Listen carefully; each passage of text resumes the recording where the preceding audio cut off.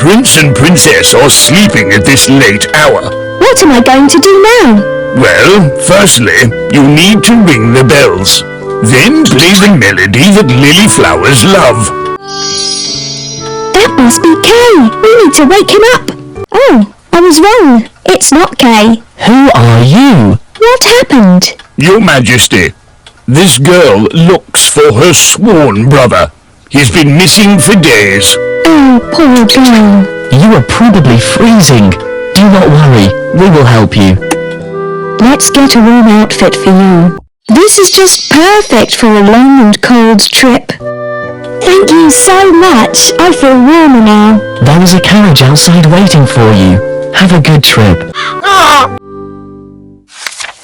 Gerda rode through the thick woods, and the carriage sparkled and shone like diamonds.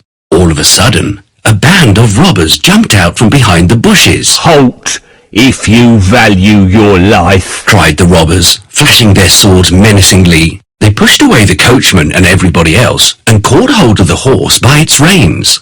The leaders of the robbers was a tall female robber, who looked fearsome and bold. Her daughter, a girl about Gerda's age, was sitting on her shoulders, watching everything with shining eyes. Ouch! She cried, and dropped the knife that she'd raised. Her daughter had bitten her in the ears. You will not harm the little girl, said the daughter. She will stay in our castle and play with me. After they'd looted everything, the female robber and the robber maiden got into their carriage. They made Gerda get inside as well. They rode for a long time through the thick woods. The robber maiden took Gerda's warm woolen muff for herself. Then she hugged Gerda and said, Nobody will harm you as long as we're friends. But if you dare to refuse to be my friend, I'll push you off the carriage. It seemed like they'd been riding forever, but the carriage finally stopped in front of an old and crumbling castle. It was riddled with many pigeonholes and looked so ramshackle that Gerda was afraid that it would fall down. The robber maiden led Gerda straight to her room, which had carpets and straw beds in the corner. You shall spend the night with me and my little friends, said the robber maiden, pointing to the pigeons. Gerda noticed that there were about 100 pigeons, and all of them were fast asleep. In a corner stood a reindeer. He had a copper ring around his neck. Meet my pet, said the robber maiden, pointing to the reindeer.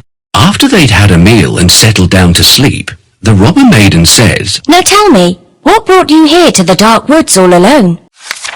Gerda narrated everything that had happened. She told her about Kay and how much she missed him. The robber maiden listened, but soon she grew drowsy and slept. She kept her hand over Gerda while she slept. The robber maiden was snoring loudly, but Gerda was wide awake. Suddenly, the pigeons called out to her. Oh, we've seen the boy. We've seen him travel in a sledge pulled by a white carriage, they said. It belongs to the Snow Queen. Do you know where they are headed? Gerda asked, hopefully. The Snow Queen has gone to Lapland, where there is ice and snow everywhere. Ask the reindeer. He knows the place well, said the pigeons. Of course I know the place, said the reindeer. It's a glorious place, and it is beautiful. The Snow Queen has her summer tent there, but she doesn't live there.